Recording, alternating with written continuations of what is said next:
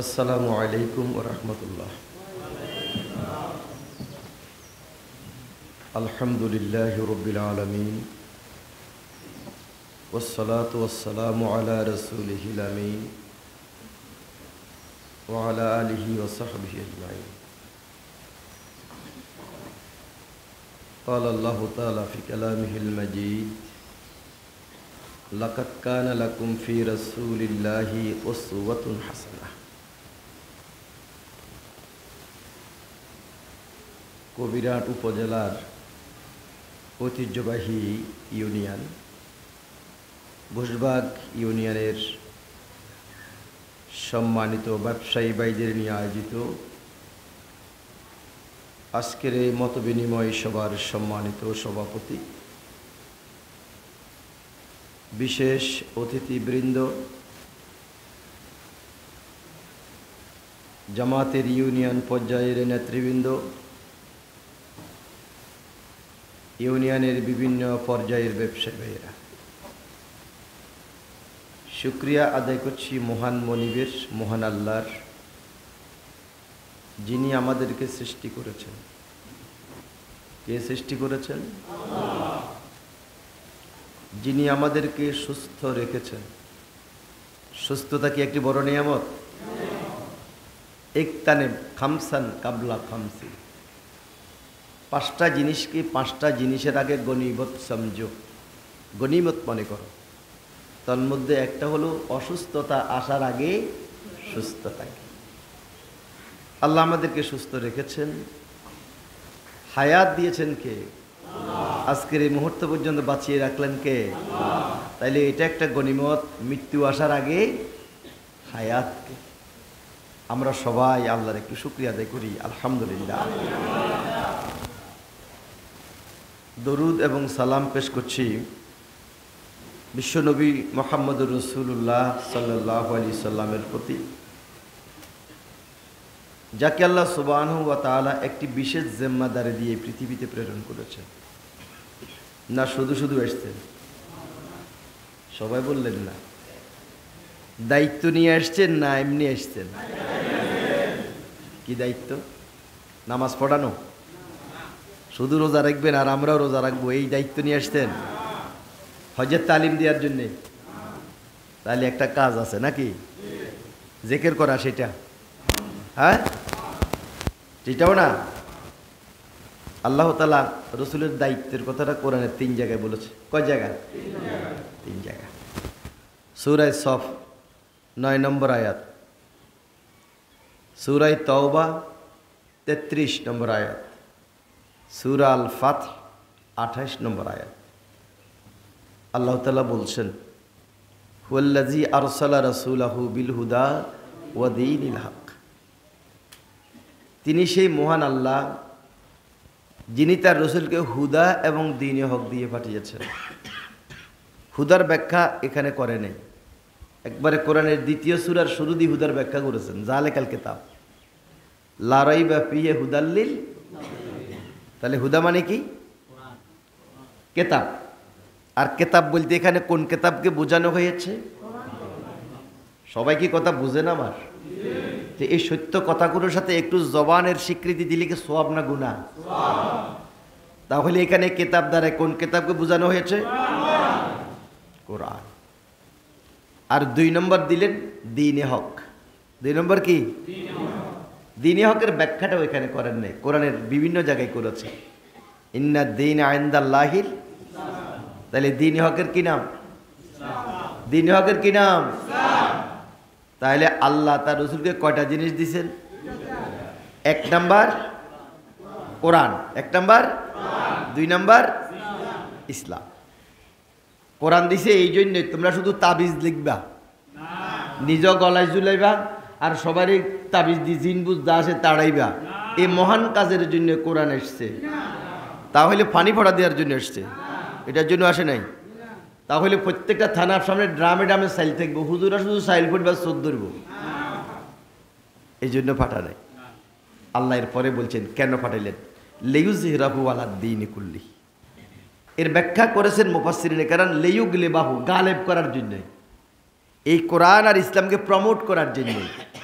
বিজয়ী শক্তি হিসাবে প্রতিষ্ঠা করার জন্যে আল্লাহ তার রসুলকে কোরআন দিছেন, আর কি দিছেন? ইসলাম দিছেন। তাহলে এটা তাবিজ তোমার লেখার জন্য দেয় নাই, পানি পড়ার জন্য দেয় নাই, এটাকে প্রতিষ্ঠা করার জন্য দিয়েছে। এই প্রতিষ্ঠাটা আমরা কোথায় করব? ব্যক্তি জীবনে। কোরআনের মধ্যে ব্যক্তি জীবনের কথা আসেনি যে আমি নিজামুদ্দিন কিভাবে চলবো, আমার পার্সোনাল লাইফটা কীরকম হবে, এ কথা কোরআনে আছে তো? আচ্ছা, আমার 4-5 সদস্য বিশিষ্ট একটা পরিবার, এই পরিবারটা কিভাবে চলবে এটা কোরআনে আছে তো? আছে। আমরা একটা সমাজে বাস করি, সমাজটা কিভাবে চলবে এটা আসেনি? ৫৪,০০০ বর্গমাইলের সুন্দর বাংলাদেশ, এই দেশ কিভাবে চালাতে হবে এই কথা মনে হয় নাই? সেইটাও আছে। ব্যবসা প্রতিষ্ঠান কিভাবে চালাইতে হবে, ক্ষেত খামার, কল কারখানা, ব্যক্তি জীবন, তারপরে সন্তান হিসাবে জীবন কেমন হবে, পিতা হিসাবে জীবন কেমন হবে, মহিলাদের স্বামী হিসাবে জীবন কেমন হবে, সব আছে।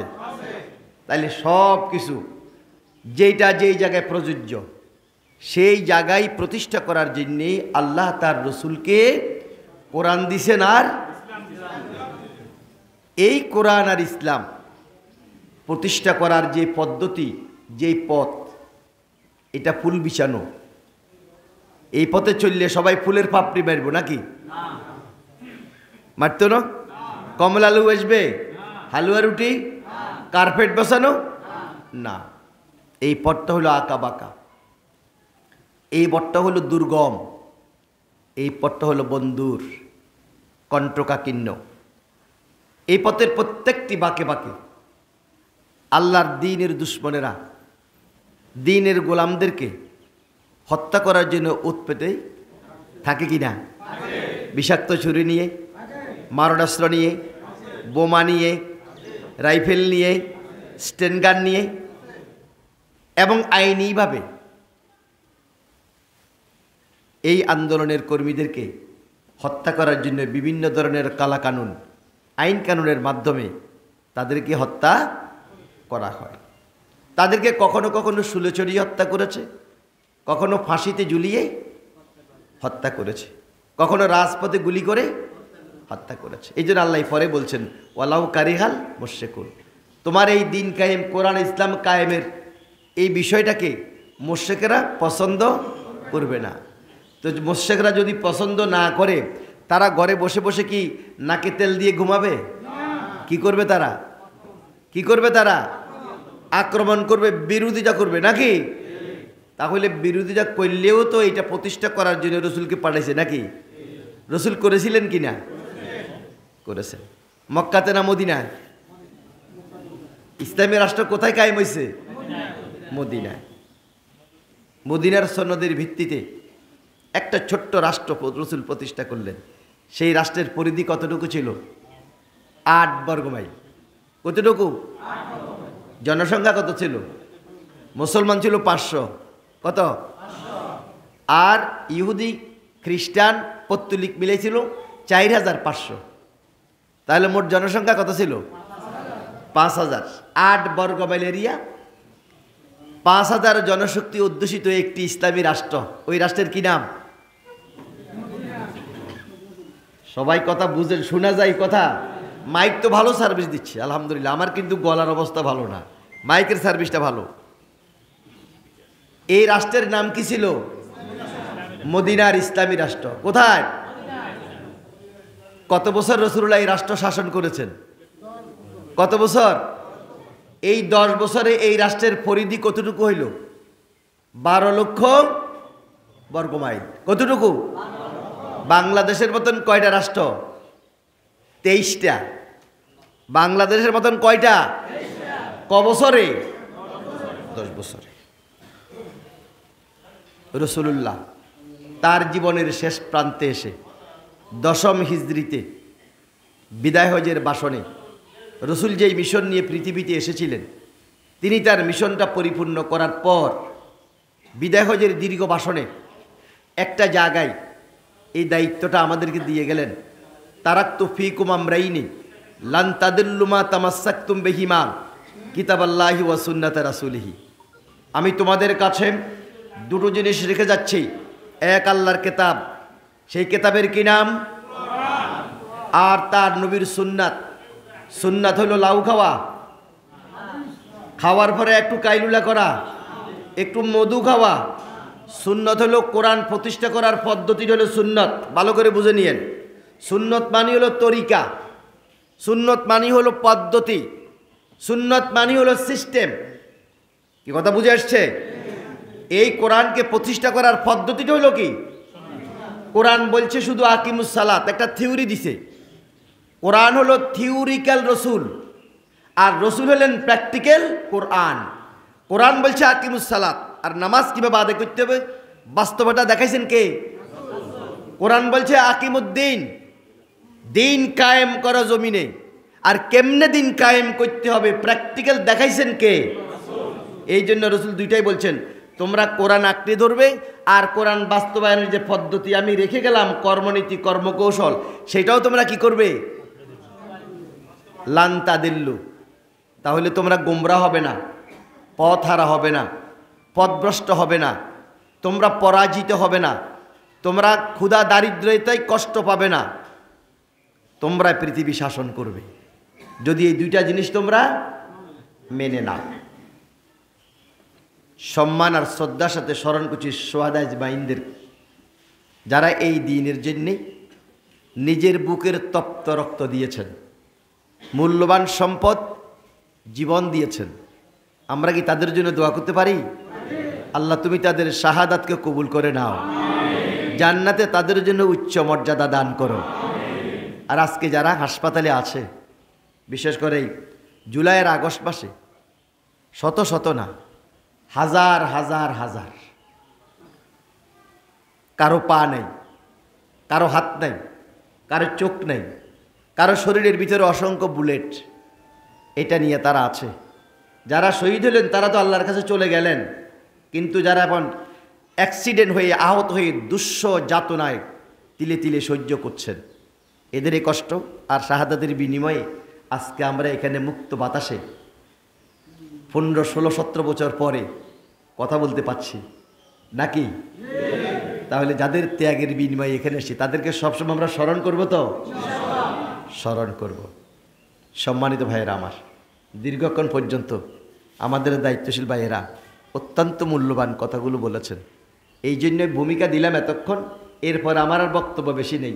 ওনারা যা বলেছেন ওগুলো আমারও বক্তব্য, ওগুলা যোগ করলাম আর আমার বক্তৃতার সাথে। আপনারা তো সব বক্তৃতার সাথে একমত, তো আপনারা একমত। এবারে আমি সংক্ষেপে একটা কথা বলে আমি শেষ করছি। লাকাদ কানা লাকুম ফি রাসূলিল্লাহি উসওয়াতুন, কথাটা কার? এই কথাটা কার সম্পর্কে বলেছে? কার সম্পর্কে? আমাদের রাসূলুল্লাহর সম্পর্কে কি বলেছে? এই মাসটা কিসের মাস? শেষ প্রান্তে এসছে। রবিউল আউয়াল মাস কি জন্য বিখ্যাত? এই মাসে সবাই বলে না, জানেন না সবাই? রসুল এই মাসে আসছেন আর এই মাসেই গেছেন। তাইলে একদিকে আমাদের আনন্দের মাস, কিন্তু আনন্দের দিনটা সুনির্দিষ্ট নয়। এই মাসের কোন তারিখে আসছে এটা ছাড়াও মোট 60টা মতবাদ আসে আসার ক্ষেত্রে, কিন্তু যাওয়ার ব্যাপারে কোনো সন্দেহ নাই। 12 রবিউল আউয়াল এটা সুনির্দিষ্ট, কিন্তু আমাদের কিছু অংশ, কিছু ভাই 12 রবিউল আউয়াল আনন্দ উৎসব করে, কিন্তু ওই দিন তো সুনিশ্চিত শোকের দিন নাকি? ওই দিন মৃত্যুর ব্যাপারে কোনো মত পার্থক্য নেই, কিন্তু আসার ব্যাপারে 60টা মতবাদ আছে। তন্মধ্যে বিশুদ্ধ মত হলো 8 রবিউল আউয়াল, আর 12 রবিউল আউয়াল হলো প্রসিদ্ধ মত। এটা কেমনে কেমনে প্রসিদ্ধ হয়ে গেছে? বিশুদ্ধ আর প্রসিদ্ধ বেশ কম আছে না? হ্যাঁ। তাহলে এই মাসটা আমাদের নবীর আগমনের মাস এবং বিদায়ের মাস। এই মাসে আমরা আমাদের রসুলকে বেশি বেশি স্মরণ করব। আলহামদুলিল্লাহ আমাদের ভাইয়েরা এই মাসের প্রত্যেকটা দিন কাজে লাগাইতে কার্পণ্য করে নাই। যার অবস্থা আপনারা আমার বুঝতে পারতেছেন। আমি 8 তারিখ থেকে শুরু করেছি, শুধু আজকের দিন কুতুবের প্রোগ্রাম ছিল, যে এই কোনো কারণে এইটা আজকে ক্যান্সেল হয়েছে।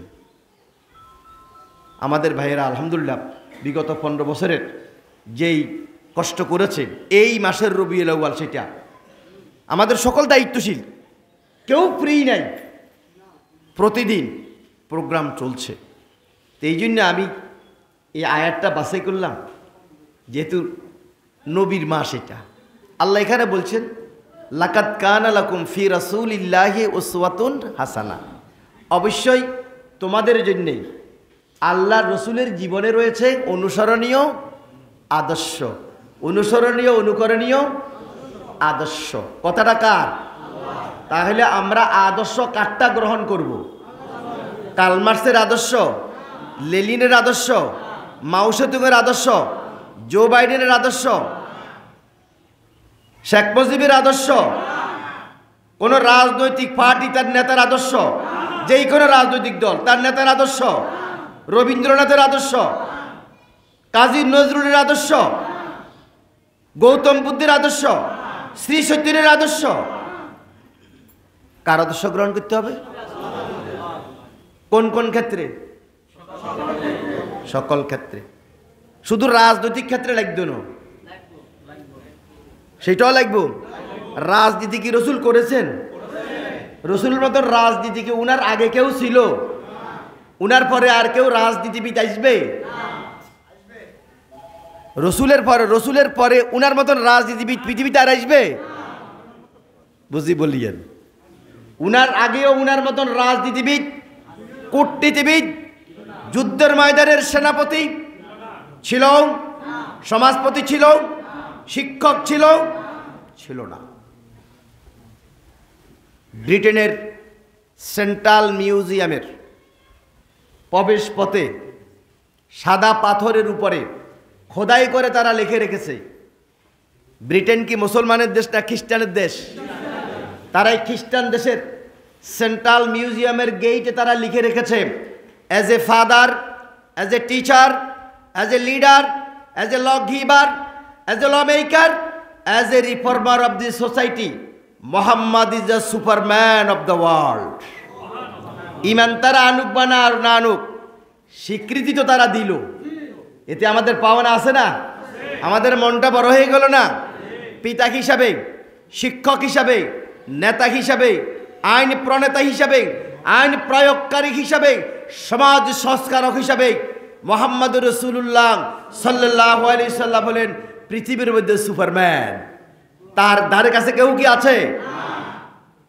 সম্মানিত ভাইয়েরা আমার, তাহলে রসুল্লাহ যে রাজনীতি রেখে গেলেন, যে যুদ্ধনীতি রেখে গেলেন, যে রাষ্ট্র পরিচালনার বিধান রসুল রেখে গেলেন, বাংলাদেশে জামাত ইসলামী সেই রাষ্ট্রনীতি, সেই সমাজনীতি, সেই অর্থনীতি বাংলার এই ভূখণ্ডে প্রতিষ্ঠা করতে চায়।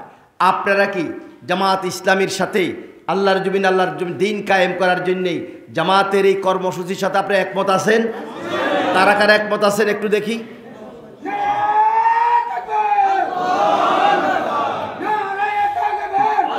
ব্যাস, আলহামদুলিল্লাহ। আল্লাহ তুমি আমাদের হাতগুলোকে তোমার দিনের জন্য কবুল করে নাও। শেষ পর্যায়ে ব্যবসায়ীদের জন্য দুইটা কথা বলি। একটা কোরআনের আয়াত পড়বো, তারজমা করবো, একটা হাদিস পড়বো, যেহেতু এটা ব্যবসায়ী ভাইদের প্রোগ্রাম। বলবো, রিজালুন লা তুলহিহিম তিজারাতুন ওয়ালা বাইউন আন যিকরিল্লাহি ওয়া ইকামিস সালাতি ওয়া ইতাইজ যাকাতি ইয়াখাফুনা ইয়াওমান তাতাকাল্লাবু ফীহিল কুলুবু ওয়াল আবসার। সূরা নূর। আল্লাহ বলছেন রেজাল বলতে এখানে মোমেন বান্দার কথা বলছে। রিজালুন লা তুলহিহিম তিজারাতুন, মোমেন বান্দাদেরকে তাদের ব্যবসা বাণিজ্য ফিরাই রাখে না। আন যিকরিল্লাহি, কিসের থেকে? আল্লাহর স্মরণ থেকে। জেকের মানি ফরজ নামাজ পড়ার পরে শুধু সুবহানাল্লাহ, আলহামদুলিল্লাহ, লা ইলাহা ইল্লাল্লাহ, আল্লাহু আকবার, এটা জেকের? জেকের তিন প্রকারে হয়। কয় প্রকারে? এক নম্বর হলো জেকরে কলবি, সব সময় অন্তরের মধ্যে আল্লাহকে জাগরুক রাখা, যে আল্লাহ আমার গতিবিধি দেখতেছে কি দেখতেছেন না, এটা সবসময় মনের মধ্যে রাখা। দুই নম্বরে জেকরে লিসানি, ওই মনের লালিত কথাটা মুখ দিয়ে কি করা? প্রকাশ করা। আর তিন নম্বর হলো জেকরে আমলি, আমলের মাধ্যমে আল্লাহকে কি করা? দাড়ি ফাল্লা যখন মাল উঠাইবেন তখন দেখবেন কাস্টমারকে কিছু কম দিলে সোয়াব না গুনাহ, তাইলে একটু বাড়াই দিবেন, কারণ আমার আল্লাহ দেখতেছে কি দেখতেছে না। মালে ভেজাল মিশানি ব্যবসায়ীরা, কথা বলেন, ব্যবসায়ীরা মালে ভেজাল মিশায়নি। সরিষার তেল 2 টন কিনে, একটা হলো 1 নম্বর, একটা হলো 5 নম্বর। মিক্স করে বিক্রি করে কত 1 নম্বর কি বেচে না? এরপরে কথায় কথায় কসম কাটে, আল্লাহর হুকুম। আল্লাহর হুকুম তো কসম না, এরা গ্রামে মনে করে আল্লাহর হুকুম যে আজ ছেলের ক্রিয়া বাপের ক্রিয়া কায় কই আমার এত টাকার কিনা। যাতে বেশি বেশি কসম কাটে এতে মিথ্যাবাদী। কথাটা কার? আল্লাহ রসুলের কথা। যে বেশি বেশি কসম কাটে সে কি? মিথ্যাবাদী। তাহলে ইমানদার ব্যবসায়ীরা মালে ভেজাল মিশাইতে পারে? মালে কম দিতে পারে? লইবার সময় বেশি লইতে পারে? বেশি মুনাফা করি করতে পারে? মাল গুদামদাত করি এই দাম বাড়াই অতি লাভ করার এই সিস্টেম করতে পারে?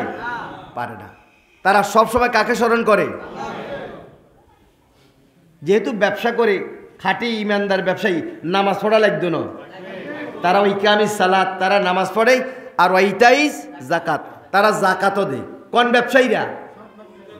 ইমানদার ব্যবসায়ীরা। আমি আগে রেজালুন দ্বারা এলাকার ইমানদার মন্দাদেরকে বুঝেছি। রেজালুন দ্বারা ইমানদার বুঝে যাই মুখ মেনুন সুরাই নূর তাফসির পড়ে দেখিয়েন। রেজালুন লা তুলহিহিম তেজারাতুন ওয়ালা বাইয়ুন, তাদের ব্যবসা বাণিজ্য আন যিকরিল্লাহি, আল্লাহর স্মরণ থেকে দূরে রাখে না, নামাজ থেকে দূরে রাখে না, যাকাত দেয়া থেকে দূরে রাখে না। ইয়াখাফুনা, তারা ভয় করে। ইয়াখাফুনা, ভয় কোন দিনকে? যেই দিন কলজা উল্টি যাইব। তাতাকাল্লামু ফিহিল কুলুবু ওয়াল আবসার, চোখ উল্টি যাইব। এমন দিন আসবো নি আমাদের সবাই। তারা সেই দিনকে ভয় করে। আপনারা ভয় করবেন তো? আচ্ছা। আর রাসূল কি বলছেন?